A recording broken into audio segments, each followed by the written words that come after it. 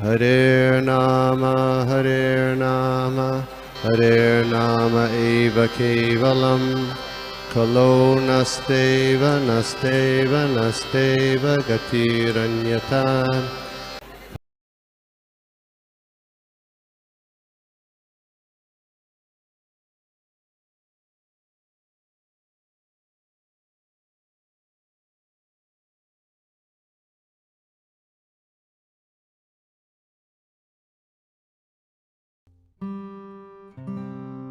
हम लोग सभी का स्वागत करते हैं आज के इस संध्याकालीन सत्र में, जहाँ पे हम लोग देख रहे हैं चैतन्य चरितामृत।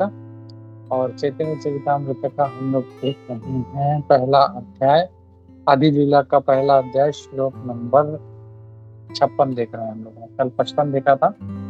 ये हमने देखा कि कैसे श्रीमद् भागवतम का जो चतुर्श्लोकी भगवद गीता भागवतम है, चतुर्श्लोकी भागवतम, उसके हमने अभी तक 3 श्लोक देखे हैं। तो आज हम लोग जो है चौथा श्लोक देखेंगे। हमने देखा था 1, 2, 3 और आज चौथा श्लोक हम लोग देख रहे हैं। तो प्रार्थना से शुरू करते हैं हम लोग। ओम ज्ञानतिमिरान्धस्य ज्ञानाञ्जनशलाकया चक्षुरुन्मीलितं येन तस्मै श्रीगुरुवे नमः। श्रीचैतन्यमनोभीष्टं स्थापितं येन भूतले स्वयं रूपकदा मह्यं ददाति स्वपदान्तिकम्। जय श्री कृष्ण चैतन्य प्रभु नित्यानंदा श्री अद्वैत गदाधर श्रीवासादि गौरभक्तवृंदा। हरे कृष्ण कृष्ण कृष्ण हरे हरे, हरे राम राम राम हरे हरे। नाना शास्त्र विचारणैक निपुण धर्म संस्थापक लोकानां हितकारिणो प्रियमन्य शरण्याकर श्री राधा कृष्ण पदारविंद भजनानंदेन मत्तालिको वंदे रूप सनातन रघुजुग श्री जीव गोपालक सर्वस्य चाहं हृदि सन्निविष्टो मत्तः स्मृतिर्ज्ञानं नभोऽहं च वेदैश्च सर्वैर्हामेव विद्यो वेदान्त वेदविदेव चाहम्। जय जय श्री चैतन्य जय नित्यानंद जय अद्वैत चंद्र जय गौर भक्त वृंदा। जय जय श्री चैतन्य जय नित्यानंद जय अद्वैत चंद्र जय गौर भक्त वृंदा। जय जय श्री चैतन्य जय नित्यानंद जय अद्वैत चंद्र जय गौर भक्त वृंदा। हम लोग देख रहे हैं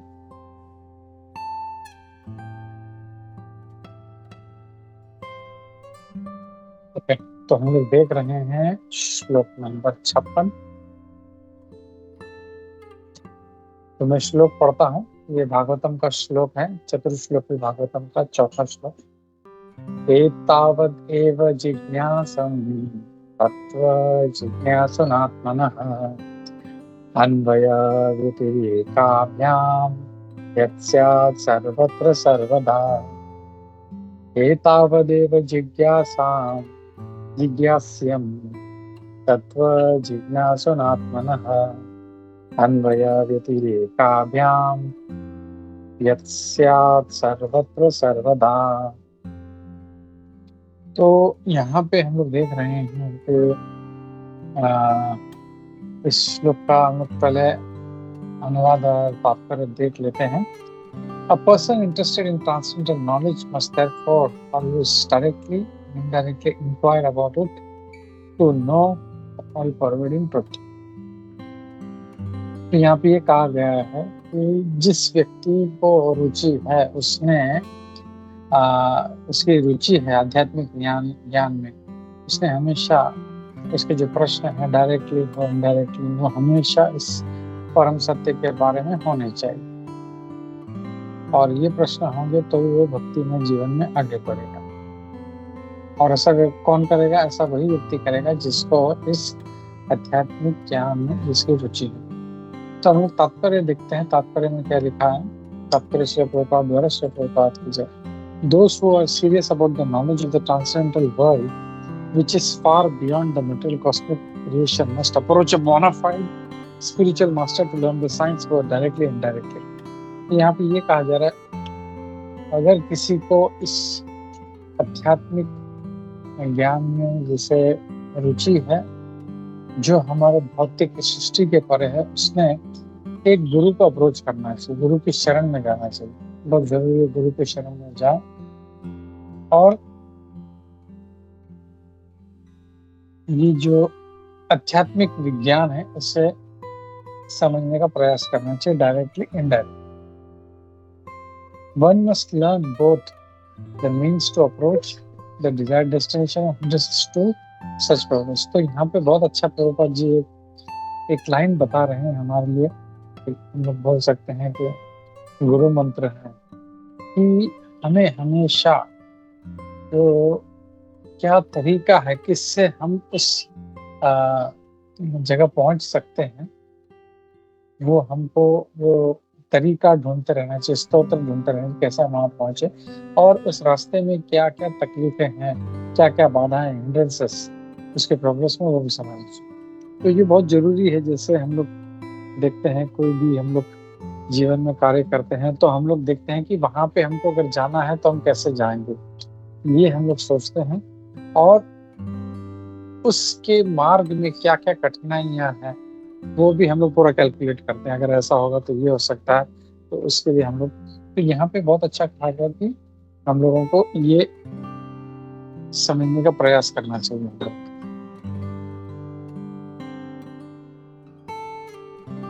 तो फिर आगे कहा गया है one must learn both the means to approach the desired destination. Okay, ये हो गया।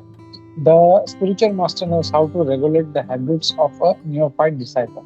तो गुरु को पता है कि जो एक कच्चा भक्त है, जो अभी तक पका नहीं, जो अभी सीख रहा है, तो उसके आदतों को कैसे रेगुलेट करना है वो बहुत अच्छी तरह से जानते हैं, और कैसे इसको भक्ति में आगे ले जाना जानते हैं। तो अलग अलग प्रकार के, अलग अलग लेवल के जो है वृद्धि के तरीके होते हैं या लेवल होता है, और जो कंफर्ट और हैप्पीनेस जो एक साधारण व्यक्ति जो समझता है इस भौतिक जगत में, वो सबसे तुच्छ है। क्यों? क्योंकि वो इस शरीर से संबंधित। तो जो कोई इस मतलब जो तुच्छ व्यक्ति है वो इस शरीर से संबंधित ही आनंद की खोज करेगा। वो जैसे इस शरीर को मैं क्या सुख दूं, क्या अच्छा खाने के लिए दूं, क्या पीने के लिए दूं, गर्मी लग रही है तो एसी चलाओ, ठंड लग रही है तो हीटर लगाओ, मतलब जो भी, मतलब इंद्रिय तृप्ति के लिए वो जो चाहे वो मतलब जो भी है अपने इस शरीर के सुख के लिए वो कार्य करेगा। तो ये जो है, ये स्टैंडर्ड्स जो है इतने ऊंचे नहीं, ये कहा गया है।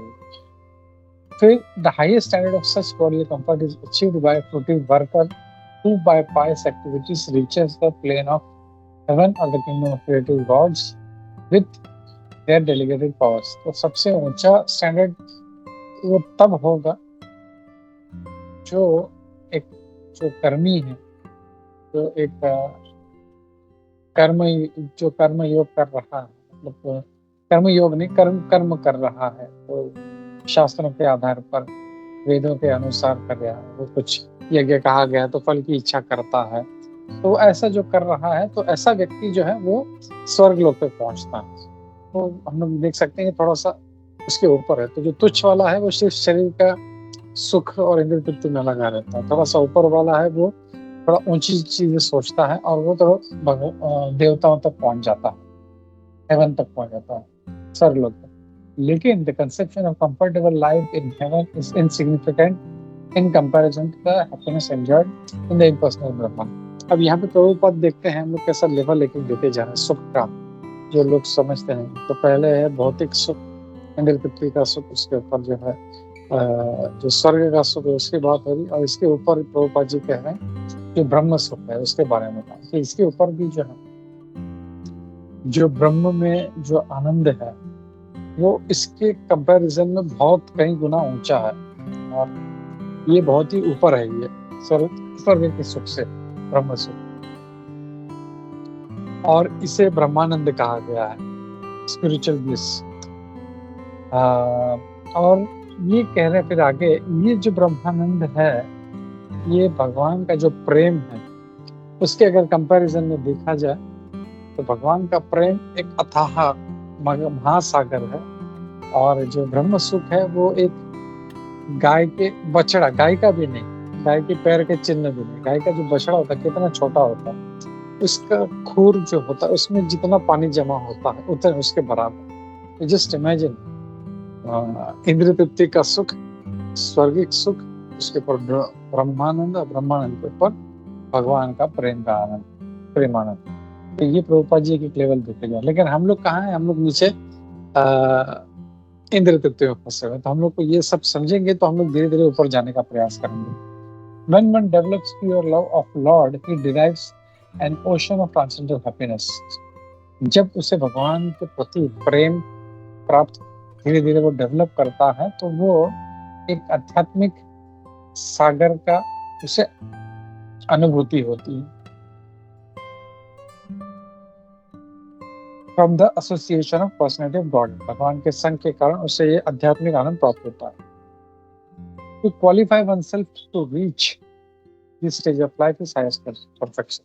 और हमें ये प्रयास करना है कि हम उस जो ऊपर का जो सुख है वहां पर पहुंचने का प्रयास करें। One should try to purchase a ticket to go back home, back to Godhead. तो हमें वापस अपने घर जाने का टिकट जो है उसको खरीदने का प्रयास करना चाहिए। और हमारा घर कहाँ पे है? हमारा घर कहाँ पे? मुंबई में नहीं है, झारखंड में नहीं, दुबई में नहीं है, अमेरिका में। हमारा घर कहाँ पे है? हमारा घर है गोलोक वृंदावन, जहाँ से हम लोग आए। तो इसलिए प्रभुपाद जी हमेशा कहते हैं गो बैक होम। प्रभुपाद जी नहीं बोलते गो होम, बोला बैक होम, मतलब वहां से हम आए हैं इसलिए बैक होम, वापस अपने घर जाना, go back home, back to God. और इस टिकट का जो मूल्य है वो है भगवान, इसको पाने की प्रबल इच्छा, वही इसका मूल है। ऐसा नहीं है कि कुछ जैसे अगर कोई सोचता है मैं बस के टिकट निकालूं तो सस्ता में हो जाए, उससे कोई थोड़ा सा अच्छा ट्रैवल करना तो मैं ट्रेन से चले जाता हूँ, उससे अच्छा ट्रैवल करना तो मैं प्लेन से चले जाता हूँ। तो ये जो टिकट है गोलोक धाम जाने का, इसको ऐसा नहीं बहुत महंगा है, हमको सिर्फ प्रबल इच्छा, इंटेंस डिजायर होना चाहिए कि मुझे वापस जाना है। ये जब इच्छा डेवलप होगी तो वो वापस भगवत धाम जा पाएगा। हम लोग आए ही नीचे हैं क्योंकि वो इच्छा बनी, हम लोग थे वहां पे, लेकिन फिर इच्छा हुई कि हमको इंद्र भोग करना है, इसको इच्छा के चलते हम लोग नीचे आ गए। अब वही इच्छा जो फिर से हमको भगवान में वापस भगवान की तरफ, कृष्ण की तरफ, गोलोक की तरफ, और वो इच्छा जब होगी तो हम लोग फिर से वहां पहुंच सकते हैं।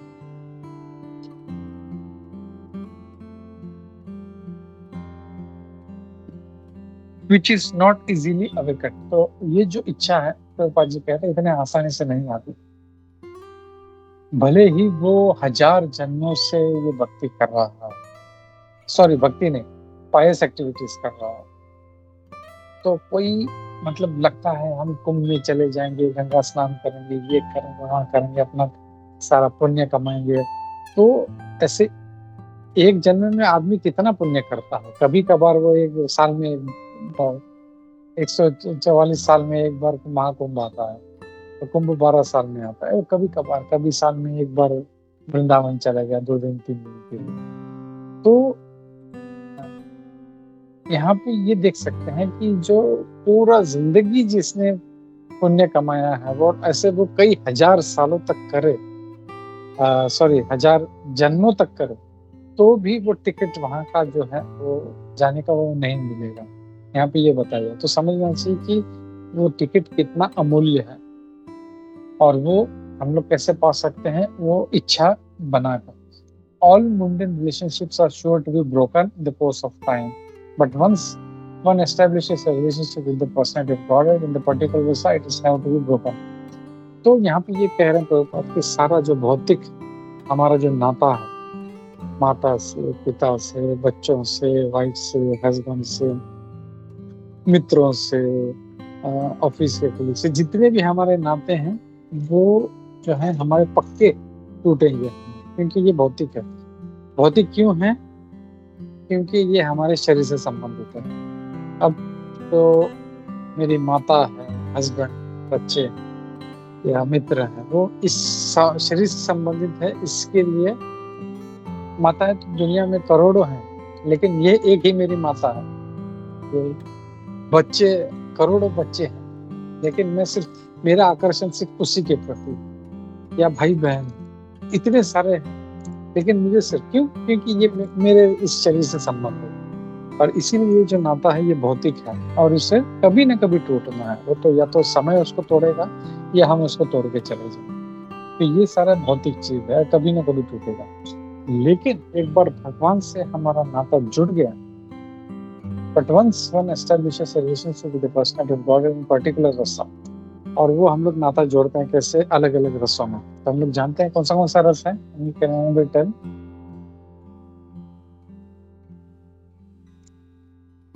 हरे कृष्णा प्रभु जी। यस माता जी, साख्य रस, वेरी गुड। प्रेम रस, साख्य रस का भक्ति भक्ति रस। भक्ति रस नहीं है, रस 5 प्रकार के मैं बताता हूँ। शांत रस, दास्य रस, वात्सल्य रस, शांत, हास्य, सख्य, वात्सल्य और माधुर्य। ये 5 रस हैं जो इस आध्यात्मिक जगत में होते हैं। इसके अलावा और 7 हैं, टोटल 12 हैं, लेकिन ये 5 जो हैं ये मुख्य हैं। ये 5 रस शांत, और उसके हमने उदाहरण भी देखे हैं। शांत रस में सारे पेड़ पौधे, जब भगवान की इच्छा होती है तो वो उसको लेते हैं, तोड़ते हैं और अपने बालों में लगाते हैं। तो वो खुद अपने इससे इच्छा से नहीं आता, तो वो शांत रस। जैसे कोई वाद्य है, वो मृदंग अपने आप नहीं बजेगा, वो कोई लेगा उसे बजाएगा तो वो भगवान की सेवा में यूज होगा। तो ये सब शांत रस वाले। फिर दास्य रस। दास्य रस में वो भगवान को अपना मालिक समझता है, तो ये समझता है कि ये मेरे मालिक है, मैं उनका दास हूँ। और उसका बहुत अच्छा उदाहरण है हनुमान जी। फिर साख्य रस।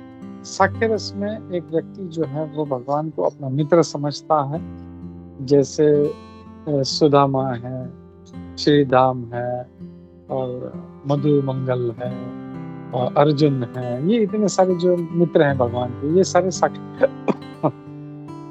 जो दास है वो हमेशा भगवान की चरणों में रहता है, लेकिन जो साख्य रस वाले हैं, जो गोप गोपा हैं, वो जब खेलते हैं तो वो जब कृष्ण हार जाते हैं तो वो भगवान को बिठा के उसके कंधे पे बैठ जाते हैं। हम लोग कभी सोचेंगे भी नहीं, ओ कृष्ण, वो हम लोग सीधा चरणों में गिर जाते हैं। लेकिन वो ऐसे नहीं है, कृष्ण चल इधर आ, और उसको बिठा के उसके कंधे पे चढ़ जाते हैं। वो उनका रस अलग है।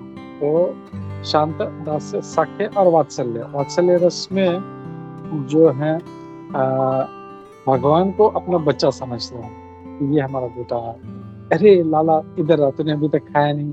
अरे लाला तो कितना सूख गया है, मुझे प्यास लगी है। तो हमेशा जो है वो उस भाव में, माता पिता के भाव में सेवा करते। और फिर है माधुर्य रस।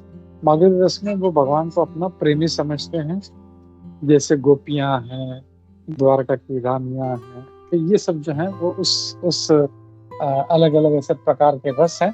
तो हम लोग जो हैं यहाँ पे ये कह रहे हैं कि जब हम अपना रिलेशन एस्टेब्लिश करेंगे किसी एक रस में, इन 5 में से किसी एक रस में डेवलप करेंगे, it is never to be broken. ये कभी नहीं टूटेगा, even after the annihilation of the material world. ये भौतिक जगत पूरा नाश हो जाएगा तो भी वो खत्म नहीं। तो इसीलिए हम लोग देखते हैं कि हम लोग कई जन्मों से हम लोग इस चक्कर में घूमते आ रहे हैं, लेकिन हम लोग भक्ति में जो है किसी न किसी जुड़ जाते हैं। क्यों? क्योंकि पिछले जन्म में हमने कुछ अच्छी भक्ति करी, कुछ ना कुछ तो थोड़ा सा कार्य किया है, जिसके वजह से हम भक्ति से जुड़ जाते हैं। और ऐसे हम कई कल्पों से करते आ रहे हैं। कई हमने देखा, जैसे आज अपने ग्रुप में मधु अपना सूरज माधव प्रभु ने भेजा था, हम जानते हैं वो भी कैलकुलेशन ब्रह्मा जी की आयु का। कलयुग की जो आयु है वो 4,32,000 है, द्वापर की 8,96,000 है। फिर उसके पहले त्रेता युग की कुछ 12 लाख समथिंग, लगभग 12 लाख ऐसा कुछ है। 96 या ऐसा कुछ है, और सतयुग की 17,28,000। तो 17 प्लस 12 प्लस 8, 8.5 लगभग जो भी है, और 4, तो ये सब मिला के, इतना मिला के कुछ 43 लैक्स होते हैं, वो एक साइकिल बनता है। और ऐसा 1000 साइकिल जब ऐसा होता है तब ब्रह्मा जी के 12 घंटे होते हैं। और ऐसे ब्रह्मा जी के 100 साल हैं, और ब्रह्मा जी ऐसे कई ब्रह्मा जी जो है आते जाते रहते हैं। तो ये हम उस चक्कर में पता नहीं कब से, अनंत काल से हम लोग घूम रहे हैं। लेकिन हम लोग जो थोड़ा थोड़ा भक्ति कर रहे हैं वो हमसे जो है हमेशा हमारे साथ रहता है, वो नहीं छूटता। इसके लिए बोलते हैं ना, हरि नाम का धन कमाना चाहिए। बाकी भौतिक धन तो हमारा है, आज कल नहीं है, पता नहीं, लेकिन हरि नाम का जो धन है वो हमेशा रहेगा, अनंत काल तक रहेगा। और वही हमको, जैसे भगवान भगवद गीता में बोलते हैं, त्रायते महतो भयात् नेहा विक्रमनाशो अस्ति प्रत्यवायो न विद्यते स्वल्पमन्ते से धर्म से त्रायते महतो भयात्। वो हमको बड़े से संकट से बचा सकता है। तो हम लोगों को भक्ति करना चाहिए। बाकी भौतिक चीजें, भौतिक धन दौलत, ये सब जो है, ये अपना चक्कर जो है कर्म के हिसाब से, अपने डेस्टिनी हिसाब से चलता रहे। फिर आगे कहते हैं, one should understand through the transparent medium of the spiritual master that the supreme Lord exists everywhere in his transcendental spiritual nature. हम ये समझना चाहिए कि हमारे गुरु जो है वो एक पारदर्शक माध्यम है, जिससे हम ये समझ सकते हैं कि भगवान सभी जगह उपस्थित है। वो हमारे हृदय में है, प्रत्येक परमाणु में है, कण कण में है, मंदिर में है, गोलोक में है, पृथ्वी लोक में है, नरक लोक में है। जहाँ मतलब ऐसा कौन सा जगह है जहाँ पे भगवान नहीं है? और इसीलिए प्रहलाद महाराज से जब पूछा गया, कहाँ है तेरा भगवान, बता कहाँ है तेरा विष्णु, तो बोले वो सब जगह। बोले कहाँ है? बोले इस पिलर में है क्या? बोला हाँ, इस पिलर में भी है। और जैसे उसने जोर से मारा, उसमें से भगवान प्रकट हो गए। तो भगवान हर कण कण में है, वो कहीं से भी आ सकते हैं। तो ये हम लोग गुरु के माध्यम से समझ सकते हैं। और फिर आगे कहते हैं कि in his transcendental spiritual nature and that living entities relationship with the Lord are directly and indirectly existing everywhere। हमारा जो नाता है भगवान से वो हमेशा हर जगह रहता है, इस भौतिक जगत में भी। In the spiritual world there are 5 kinds of relationship। अभी जो हम लोग देख रहे थे इस भौतिक even in this material world, in the spiritual world, हाँ, आध्यात्मिक जगत में 5 प्रकार के नाते हैं, 5 प्रकार का रस है। शांत रस, दास्य रस, साक्ष्य रस, वात्सल्य और माधुर्य। और इनका जो विपरीत, इसका जो प्रतिबिंब है, परवर्टेड रिफ्लेक्शंस ऑफ दिस, ये भौतिक जगत में मिलता है। अभी दास है आध्यात्मिक जगत में, हनुमान जी जैसे दास है, लेकिन वही रस, इसका जब प्रतिबिंब, मिरर इमेज जब यहाँ पे आता है, तो दास तो है वो, लेकिन पीठ पीछे हमेशा मालिक को गाली देते रहता है, ऐसे रोते रहता है, अरे मेरा मालिक अच्छा है। लेकिन हनुमान जी कैसे, मेरे जन्म जन्म तक यही मेरा मालिक रहे। तो वो देखते हैं वहाँ का जो मूड क्या है, और इसका जो रिफ्लेक्शन है उसका मूड क्या है, पूरा का पूरा उल्टा है। और वैसे ही साक्ष्य, वात्सल्य और माधुर्य भी देखते हैं। यहाँ पे गोपियाँ भगवान के लिए कुछ भी करने के लिए तैयार है। जब नारद मुनि बोलते हैं कि भाई भगवान कृष्ण का सर दुख रहा है, तो जब अपने रानियों से उनसे मांगते हैं, बोला तो नारद मुनि भगवान से पूछते हैं इसका दवाई क्या है, तो बोलते हैं कि मेरे भक्त के चरण की धूल ला के दे दो।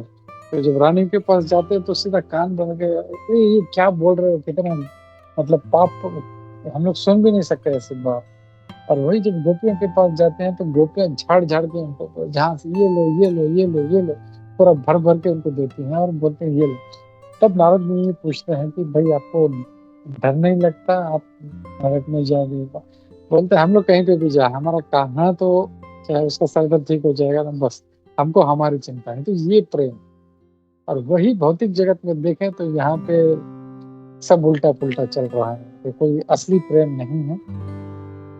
कोई 35 टुकड़े कर रहा है, कोई इट्स हॉरिबल सच, मतलब इतना, कहीं पे चीटिंग हो रहा है, कहीं पे कुछ है। तो जो इसका रिफ्लेक्टेड इमेज जो है ये हमको देखने को मिल रहा है इस रस का।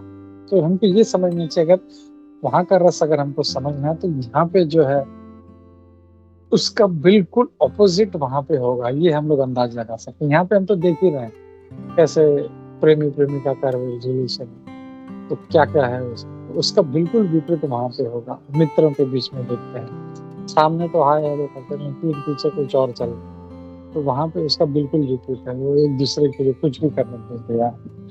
तो ऐसा ये जो है ये यहाँ पे प्रभुपाद जी लिखते हैं, the perverted reflections of the rasa are found in material world.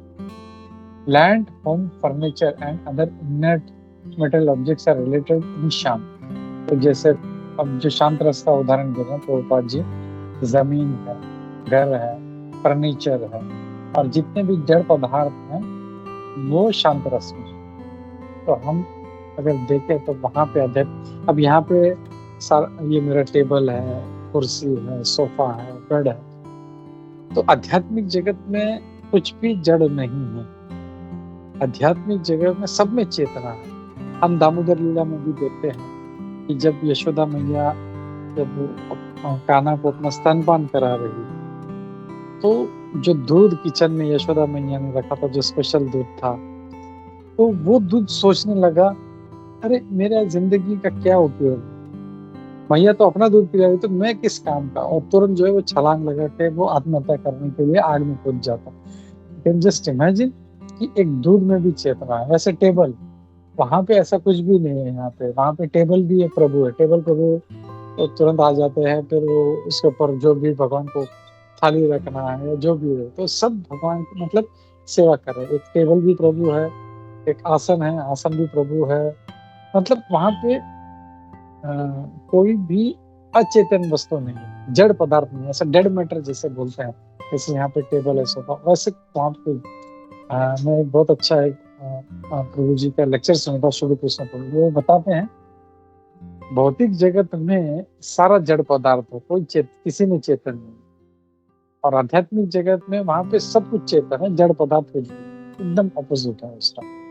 तो हम लोग देख सकते हैं एवरीथिंग इज विथ कॉन्शियसनेस, चाहे पेड़ हो, चाहे कुर्सी हो, आम हो, आम भी खा रहे हैं भगवान, तो आम ये सोचता है कि कैसे मैं भगवान की सेवा करूं। फूल है तो वो भी सोचता है मैं कैसे भगवान की सेवा करूं। तो वो सब में उनका कॉन्शियसनेस वैसा है। फिर आगे देखते हैं कि ये शांत रस वाले हो गए। फिर where is the servants work in the dasya relationship, तो जो सेवक है वो दास्य भाव में काम करते हैं। फिर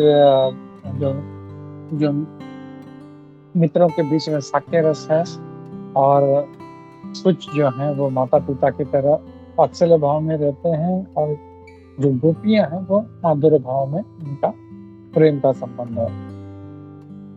These 5 relationships in the material world are distorted reflections of the original pure sentiments. तो वहां पे जो भी ये 5 रस है उसका बिल्कुल मिरर, बिल्कुल उल्टा जो चीज है वो यहाँ पे इस भौतिक जगत में दिखाई देता है। हम देखते हैं मिरर में, अगर हम लोग देखेंगे तो हमारा जो मतलब देखते हैं सब कुछ जो है वहाँ पे पूरा इमेज जो है पूरा मिरर होता है। तो वैसे ही है भौतिक जगत में जो भी है उसका बिल्कुल विपरीत। और इसका बहुत अच्छा उदाहरण हम लोग भगवान भगवद गीता में भी देखते हैं कि कैसे जो है अश्वत्थ मूल जो है वो पेड़ तो पूरा रूट्स ऊपर की तरफ है और शाखाएं नीचे हैं। तो वो पूरा आध्यात्मिक जगत है। In the material world the perverted rasas bring frustration. इस भौतिक जगत में ये जो रस है, चाहे वो प्रेम का रस हो या मित्रता हो या सर्वेंट्स हो, सभी से आदमी परेशान है, वो फ्रस्ट्रेट हो जाता है। तो लड़का लड़की है, एक दूसरे से प्रेम करते हैं, आकर्षित होते हैं, 3 महीने बाद पता चला फिर ब्रेकअप हो गया। और फिर मतलब हर किसी में, चाहे वो ऑफिस में वो सेवा कर रहा है, जो भी है, मतलब सभी लोग जो है त्रस्त हैं। क्यों? क्योंकि ये सारा परवर्टेड है। If these rasas are established with the Lord Krishna, the result is eternal blissful life. अब यही रस जब हम भगवान के साथ जोड़ेंगे तो हमको अनंत काल का शाश्वत और आनंदपूर्ण जीवन हमको प्राप्त होगा। From this and the preceding 3 verses of Chaitanya, एक minute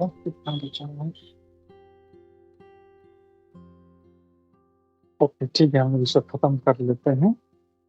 from this and the preceding 3 verses of Chaitanya Charitamrita, और इस और जो पहले के जो 3 श्लोक हैं जो कि श्रीमद् भागवतम से हैं, भगवान चैतन्य महाप्रभु का जो मिशन है उसके बारे में बताते हैं।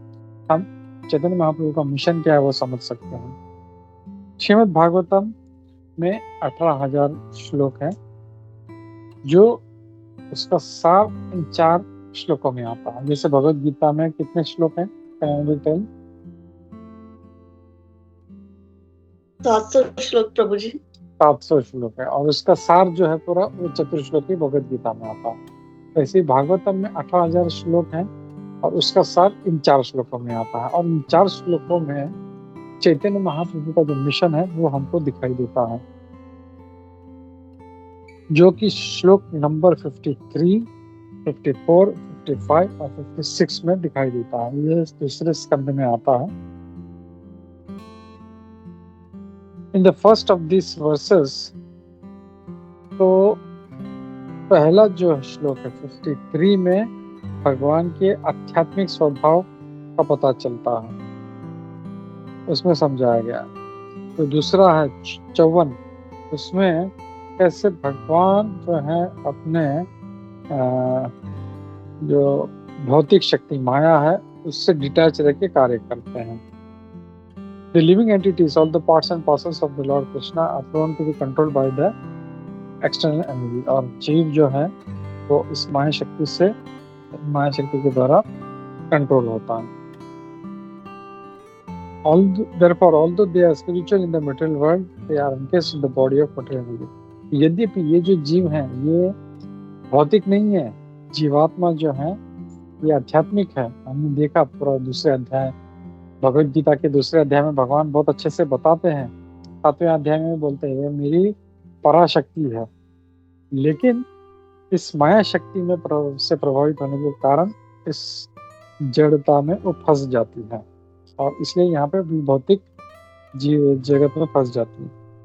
फिर 55 जो है वो हमको ये सिखाता है कि भगवान कैसे अपनी जो अनंत शक्तियां हैं, अचिंत्य शक्तियां हैं, वो इनसे एक भी हैं और अलग भी हैं, और इसे अचिंत्य भेदाभेद तत्व कहा गया। अचिंत्य भेदाभेद तत्व मतलब जो हमारे समझ में नहीं आ सकता। अचिंत्य भेदाभेद, अचिंत्य मतलब हम चिंतन नहीं कर सकते हैं उसका, which is beyond our thinking.